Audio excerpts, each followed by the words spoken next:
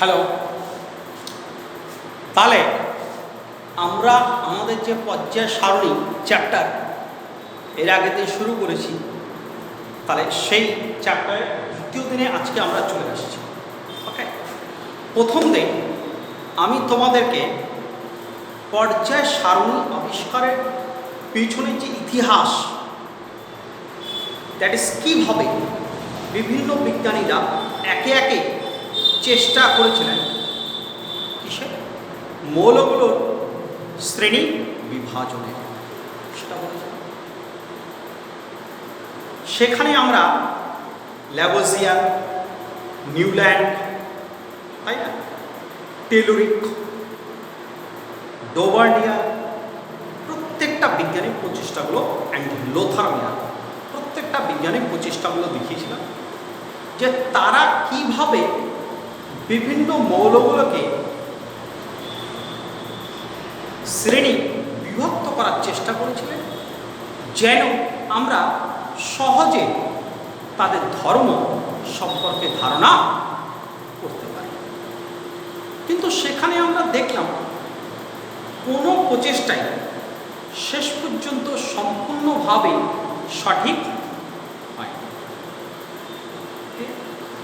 তারপরে শেষ পর্যন্ত এলেন হচ্ছে বিজ্ঞান, দ্যাট ইজ লোথারমিয়ারের পরে। অ্যাকচুয়ালি লোথারমিয়ার বলেছিলাম মনে পড়ে, সেই সপ্ত শিষ্য তরঙ্গের মতো একটা গ্রাফ। অ্যাকচুয়ালি বিজ্ঞানী লোথারমিয়ার আর মেন্ডেলেভ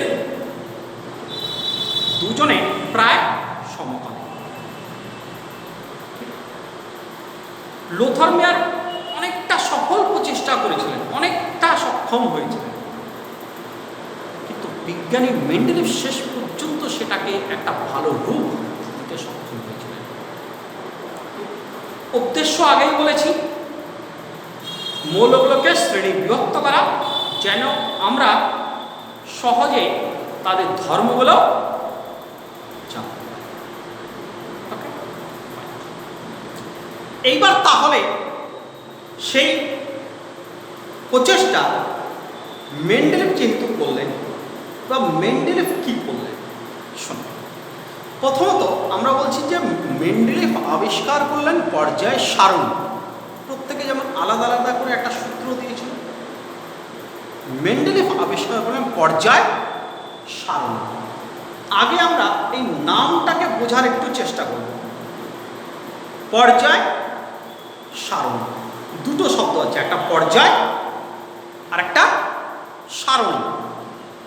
সারণী যেটাকে আমরা ইংলিশে টেবল বলে থাকি। কিরকম? এই সারণী সব থেকে ভালো উদাহরণ হলো আমাদের ছাত্রদের জন্য ক্লাস রুটিন, তাই না? সব থেকে ভালো উদাহরণ হলো ক্লাস রুটিন। প্রত্যেকে তোমরা জানো, ছোটবেলার থেকে দেখে আসছো, সেই ক্লাস রুটিনে আমরা কি করি? কিছু উল্লম্ব ঘর, কিছু অনুভূমিক ঘর। একদিকে থাকে আমাদের দিন, সোম, মঙ্গল, বুধ, বৃহস্পতি, শুক্র, শনি, 6টা।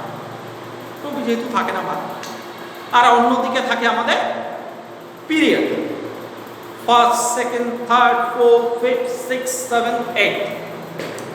তাহলে এই যে ক্লাস রুটিন, এটা হচ্ছে সারণী বা টেবিলের সব থেকে ভালো একটি উদাহরণ। আমরা আমাদের পর্যায় সারণীকে একদম ওই ক্লাস রুটিনের সঙ্গে তুলনা করতে পারি। সাপোজ ক্লাস রুটিনের উপরের দিকে আমাদের কি থাকছে? পিরিয়ড সংখ্যা 1, 2, 3, 4, 5, 6, 7, 8। আর এদিকে বাঁ দিকে আমরা কি দেখিয়ে থাকি? দিন, সোম, মঙ্গল, বুধ, বৃহস্পতি, শুক্র, শনি। ঠিক এটার উপরে ভিত্তি করে ঠিক এইরকমই আমরা সারণী বানিয়ে থাকি, যার নাম পর্যায় সারণী, যেটা মেন্ডেলেভ আবিষ্কার করেছিলেন। তাহলে ক্লাস রুটিনের মতো করে আমরাও এখানে ঘর কেটে দেখিয়ে দিই। ওকে, একদম এক্স্যাক্টলি হচ্ছে কার মতো? ক্লাস রুটিনের মতো। তাহলে ক্লাস রুটিনের মতো আমরা ঘরগুলো কাটি। দেখো আমি ছোট্ট করে দেখাচ্ছি, বেশি বড় করছি না। আমরা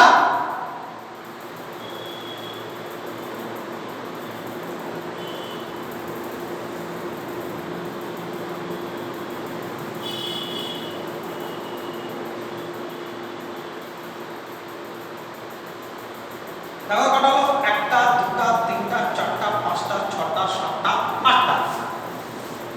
এগুলো হয়ে গেল উল্লম্ব ঘর। কি বলছি?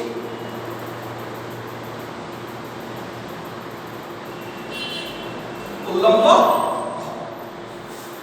কথাটা। কটা উল্লম্ব ঘর বললাম? 8টা। নাম্বারিং করে দেই তাহলে বুঝতে সুবিধা হবে।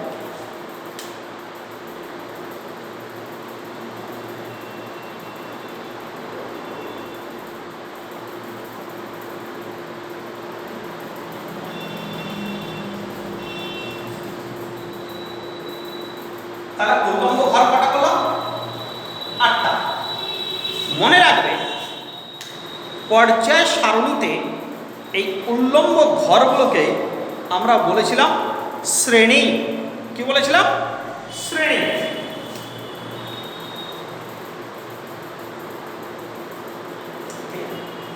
পর্যায় সারণীতে উল্লম্ব মানে ভূমির উপরে লম্ব, তাকে বলছি উল্লম্ব। তাহলে উল্লম্ব যে ঘরগুলো তাদেরকে আমরা কি বলবো? শ্রেণী। কি বলবো? শ্রেণী। উল্লম্ব ঘরগুলোকে বলা হবে শ্রেণী। কটা শ্রেণী আছে? 1টা 2টা 3টা 4টা 5টা 6টা 7টা 8টা।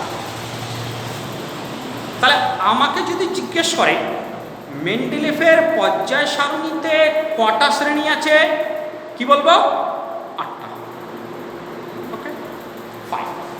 এইবার অনুভূমিক মানে ভূমির সঙ্গে সমান্তরাল ঘরগুলো পাকা। ভূমির সঙ্গে সমান্তরাল।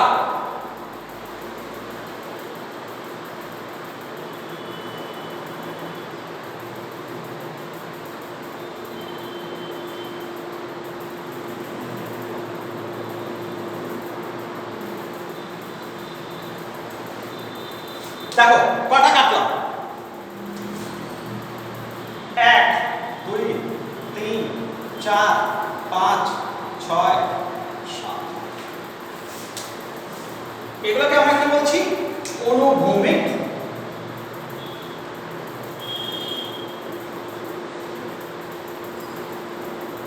এই অনুভূমিক ঘরগুলোকে আমরা কি বলছি? অনুভূমিক ঘরগুলোকে আমরা বলবো পর্যায়। इंग्लिश वाला पीरियड और श्रेणी वाला ग्रुप। তাহলে এই পর্যায় বা পিরিয়ড কটা? 7টা। তাহলে বিজ্ঞানী মেন্ডেলিফ যে পর্যায় সারণী আবিষ্কার করেছিলেন, সবার প্রথমে আমরা তার চেহারা বোঝার চেষ্টা করব। কারণ আগে আমাদেরকে চেহারাটা বুঝতে হবে, পর্যায় সারণী দেখতে কিরকম, সেখানে কি আছে আগে সেটা বোঝার চেষ্টা করতে হবে। ঠিক আছে? একবার মাথার মধ্যে ঢুকিয়ে নিতে পারলে দেখবে আর কোনো সমস্যা হচ্ছে না। তাহলে কি বললাম? মেন্ডেলিফের পর্যায় সারণীতে আমরা অনুভূমিক ঘর নিলাম কটা? 7টা। 1 নম্বর 2 নম্বর 3 নম্বর 4 নম্বর 5 নম্বর 6 নম্বর 7 নম্বর। এদেরকে অনুভূমিক ঘরকে কি বললাম? পর্যায়। আর উল্লম্ব ঘর কটা নিয়েছি? 8টা। এদেরকে কি বললাম? শ্রেণী বা গ্রুপ। তাহলে ফার্স্ট কোশ্চেন, মেন্ডেলিফের পর্যায় সারণীতে কটি পর্যায় ও কটি শ্রেণী আছে? তাহলে উত্তর কি হবে? পর্যায় হলো 7টি, শ্রেণী হলো 8টি। কোথায়? মেন্ডেলিফের পর্যায় সারণীতে। ওকে, ফাইন। ইন অ্যাডভান্স বলে দিয়ে রাখছি, পরে আবার বলবো। মেন্ডেলিফের পর্যায় সারণীতে কিছু ত্রুটি দেখা দেয়, সেগুলো নিয়ে আমরা পরে আলোচনা করব। তারপরে এই পর্যায় সারণীর মধ্যে কিছু সংশোধন করেন বিজ্ঞানী মোজলে। কি বললাম? বিজ্ঞানী মজলে সংশোধন করেন ও এখানে তিনি আরেকটি শ্রেণী যোগ করেন। বিজ্ঞানী মজলে আরেকটি শ্রেণী যোগ করেন, সেটাকে বলা হয় শূন্য শ্রেণী।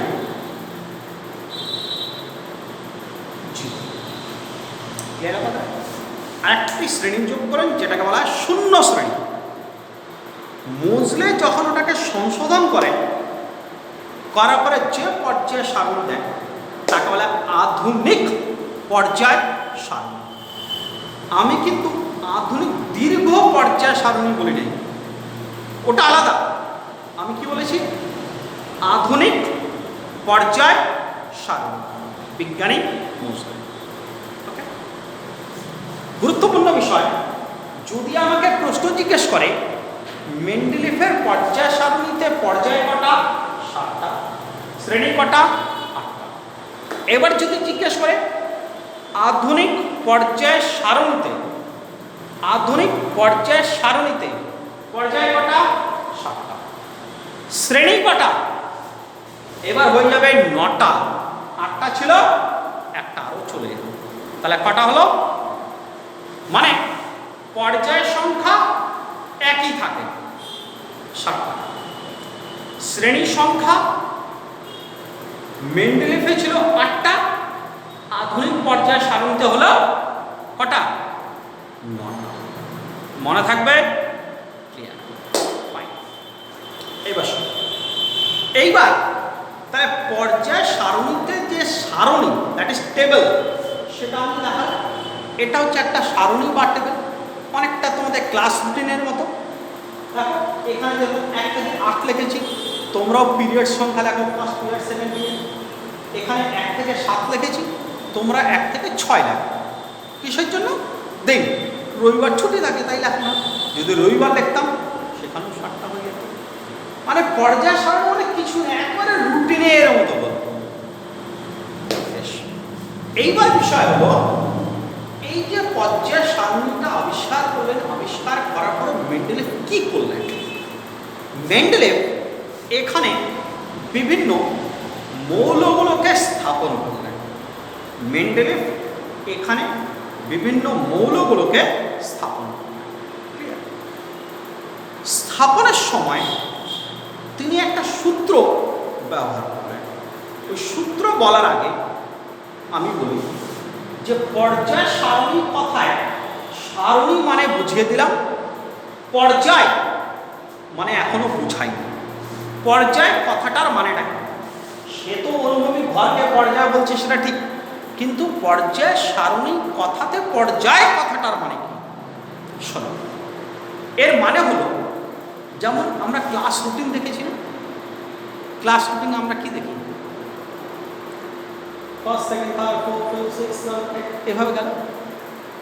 যাওয়ার পরে আবার আমরা কোথা থেকে শুরু করি? সেই ফার্স্ট পিরিয়ড থেকে পরের দিন শুরু করি। মানে এটা মানে দাঁড়ালো যে বিভিন্ন মৌলগুলোকে যখন আমি পর্যায় সারণীতে সাজিয়ে দিচ্ছি, সাজানোর পরে একটা নির্দিষ্ট অন্তরালে মৌলের ধর্ম আবার ফিরে আসে। দ্যাট ইজ পর্যায়ক্রমে পরিবর্তন হয়। পর্যায়ক্রমে মানে একটা নির্দিষ্ট সময়ের অন্তরালে আবার ফিরে আসছে। যেমন বলুন, ধরো আজকে সকালবেলা সেই রাত 12টার পর থেকে শুরু করলাম, 1টা বাজলো, 2টা বাজলো, 3টা বাজলো, 4টা বাজলো, গেল কোথাতে আবার রাত 12টা হয়ে গেল। কালকের থেকে কি হবে? আবার 1টা, 2টা, 3টা, 4টা, এইভাবে চলতে থাকে। তার মানে কি 24 ঘন্টা পর পর একই সময় আবার চলতে থাকে। তার মানে একটা নির্দিষ্ট সময়ের অন্তরালে। আজকে ভোর হয়ে গেল, কালকে আবার ভোর হবে, আজকে রাত হবে, কালকেও রাত হবে। একটা নির্দিষ্ট সময়ের অন্তরালে, একটা নির্দিষ্ট সময় যাওয়ার পরে যখন বারে বারে একই জিনিস ফিরে আসে, তখন সেটাকে আমরা বলি পর্যায়ক্রমে পরিবর্তন হয়। তাহলে এখানে যে পর্যায়, তার মানে এটাই যে একটা নির্দিষ্ট সময়ের ব্যবধানে বা একটা নির্দিষ্ট অন্তরালে মৌলের ধর্ম আবার ফিরে আসে। এবার শুনুন, এইবার মেন্ডেল যখন এই পর্যায় সারণী আবিষ্কার করলেন, এখানে তিনি একটা সূত্র দিলেন। সেই সূত্র ব্যবহার করে তিনি মৌলগুলোকে সাজালেন। সেই সূত্রটাকে আমরা বলি মেন্ডেলিফের পর্যায় সূত্র। কি বলি? মেন্ডেলিফের পর্যায় সূত্র। কি? তিনি বললেন বিভিন্ন মৌলের ভৌত ও রাসায়নিক ধর্ম। কি বললেন? বিভিন্ন মৌলের ভৌত ও রাসায়নিক ধর্ম তাদের পারমাণবিক গুরুত্বের পর্যায়ক্রমে পুনরাবৃত্ত হয়। আবার বলছে কথা না, বিভিন্ন মৌলের ভৌত ও রাসায়নিক ধর্ম তাদের পারমাণবিক গুরুত্বের পর্যায়ক্রমে পুনরাবৃত্ত হয়। তার সূত্র বললাম, ঝাড়া মুখস্থ করতে হবে, খাতায় লিখে প্র্যাকটিস করবে। মানে বলছে আমি যদি পর্যায় সারণীতে মৌলগুলোকে তাদের পারমাণবিক গুরুত্বের অনুসারে যদি সাজাই, তাহলে সাজানোর পরে আমি দেখব একটা নির্দিষ্ট সময়ের অন্তরালে তাদের ধর্ম আবার ফিরে আসবে। না দেখালে বোঝা যাবে না। এবার তাহলে একটু দেখাই। প্রথম পর্যায় এখানে কি আছে? 0 নম্বর শ্রেণী, আগেই বলেছি ছিল না, আধুনিক পর্যায় সারণীতে ছিল, যাই আলটিমেটলি পরে হয়েছে, তাই বসিয়ে দিলাম। তারপরে এখানে 1 নম্বর শ্রেণীতে পরপর করে কি মৌল আছে? এখানে আছে lithium, sodium, potassium, rubidium, caesium. 1 number শ্রেণীতে বলো lithium, sodium, potassium, rubidium, caesium, francium. অনুরূপে 2 নম্বর শ্রেণী beryllium, magnesium, calcium, strontium, barium, radium. 3 boron, aluminium, gallium, indium, thallium. 4 carbon, silicon, germanium, tin. 5 nitrogen, phosphorus, arsenic, antimony. 6 oxygen, sulphur, selenium, tellurium. এখানে chlorine, chlorine, bromine, iodine. আমি পরপর করে মৌলগুলোকে দেখালাম, এখানে স্থাপন করে দিলাম আমরা। ওকে, এবার একটু বুঝাই, পরে আবার। আচ্ছা, এটাকে করে দিই। Helium, neon, argon, krypton, xenon. দেখো, হিলিয়াম থেকে শুরু করি। Helium, beryllium, lithium, lithium, beryllium, boron, carbon, nitrogen, oxygen, chlorine, neon. এবার আবার দেখো 1 নম্বর পর্যায়ে কোথায় আসলো? সোডিয়াম। যদি মেমোরি ঠিক থাকে, ডোবার্নিয়ারের সূত্র দেখানোর সময়, ডোবার্নিয়ার ত্রয়ী সূত্র দেখানোর সময় বলেছিলাম লিথিয়াম,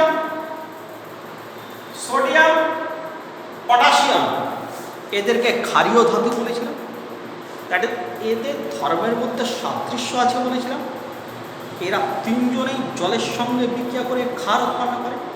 ক্লিয়ার? তার এখান থেকে এই পর্যন্ত যাওয়ার পরে আবার যখন আমি 1 নম্বর পর্যায় থেকে শুরু করলাম, একই ধর্মের মৌল আবার ফিরে পাওয়া। এটাকে বলছি পর্যায়। তার মানে পর্যায়ক্রমে পুনরাবৃত্ত হয়। পর্যায়ক্রমে পুনরাবৃত্ত হয়। বুঝতে পারলাম কথাটা? তাহলে কি হলো? এইভাবে কি হবে? গোটা মেন্ডেলিফের পর্যায় সারণীতে মৌলের ধর্ম হল পর্যায়ক্রমে পুনরাবৃত্ত। ক্লিয়ার? ফাইন। এবার মেন্ডেলিফের এই পর্যায় সারণীতে তোমরা লক্ষ্য করবে 1 থেকে 7 পর্যন্ত, 1 থেকে 7 প্রত্যেকটা গ্রুপকে আমরা দুটো ভাগে ভাগ করেছিলাম, A B, A B, A B, A B, A B, A B, এ। তোমরা চোখে দেখতে পারছো কি না, আমি কিন্তু 1 নাম্বার আর 2 নাম্বার গ্রুপে মৌলগুলোকে এতে, মানে প্রত্যেকটা শ্রেণীকে তারা 1 থেকে 7 দুই ভাগে ভাগ করছে। এ উপশ্রেণী, বি উপশ্রেণী, শ্রেণীর মতো উপশ্রেণী। 1 নম্বর আর 2 নম্বর শ্রেণীর যে মৌল, দেখো আমি এ উপশ্রেণীতে লিখেছি, বাঁ দিকে চাপিয়ে রেখেছি। 3 থেকে 7 দেখো ডান দিকে চাপিয়ে রেখেছি, তাই না? 3 থেকে 7 ডান দিকে চাপিয়ে রেখেছি। তাহলে কোনটা এ কোনটা বিতে আছে বুঝে গেল? 8 এ কোনো ভাগ নেই, 9 এ কোনো ভাগ নেই। এখানে মেন্ডেলিফ এই মৌলগুলোকে সাজিয়েছিলেন তাদের পারমাণবিক গুরুত্বের উপর ভিত্তি করে। কিসের উপর ভিত্তি করে? পারমাণবিক গুরুত্বের উপর। যখন পারমাণবিক গুরুত্বের উপরে ভিত্তি করে সাজালেন, এখানে কিছু ত্রুটি, একটা সীমাবদ্ধতা, সেই সীমাবদ্ধতাগুলোকে অপসারিত করার জন্য, সেই সীমাবদ্ধতাগুলোকে অপসারিত করার জন্য বিজ্ঞানী মোজলে, যার কথা বলেছিলাম, বিজ্ঞানী মোজলে, তিনি কি করলেন? তিনি মেন্ডেলিফের পর্যায় সূত্রে একটা ছোট্ট কথা পরিবর্তন করলেন। তিনি বললেন মৌলগুলোকে পারমাণবিক গুরুত্ব নয়, পরমাণু ক্রমাঙ্কের উপর ভিত্তি করে, পারমাণবিক গুরুত্ব নয়, কিসের উপর ভিত্তি করে? পরমাণু ক্রমাঙ্কের উপর ভিত্তি করে সাজানো। যখন আমি পরমাণু ক্রমাঙ্কের উপরে ভিত্তি করে সাজাবো, তখন ওই ত্রুটিগুলো অনেকটাই অপসারিত হয়। ত্রুটি নিয়ে আমরা পরে আলোচনা করব, আগে একটু দেখি। দেখো পরমাণু ক্রমাঙ্ক 1, 2, তারপরে 3, 4, 5, 6, 7, 8, 9, 10, 11, 12, 13, 14, 15, 16, 17, 18, 19, 20। এটা কিন্তু 21 না, এটা কিন্তু 21 না। আর 20 পরে scandium 21, titanium 22, vanadium 23, chromium 24, magnet 25। এখানে 3টা মৌল, আয়রন, কোবাল্ট, নিকেল, 26, 27, 28। ঠিক 3টা মৌল একটা শ্রেণীতে, ওই জন্য দেখো সেটা চড়া আছে। 28, 29 কোথায় যাবে? এখানে। কপার 29, জিঙ্ক 30, তারপরে 31, 32, এইভাবে চলতে থাকবে। এটা পরমাণু ক্রমাঙ্কের উপরে ভিত্তি করে আমরা সাজাই। তাহলে এখানে আমরা মেন্ডেলিফের পর্যায় সারণী, তার পর্যায় সূত্র, দুটো বিষয় নিয়ে আলোচনা করলাম। এরপরের দিন আমরা তার ত্রুটি, বাকি অংশগুলো আলোচনা করব। ওকে, একটু অংশটা খুব ভালো করে পড়বে, ভালো করে প্র্যাকটিস করবে।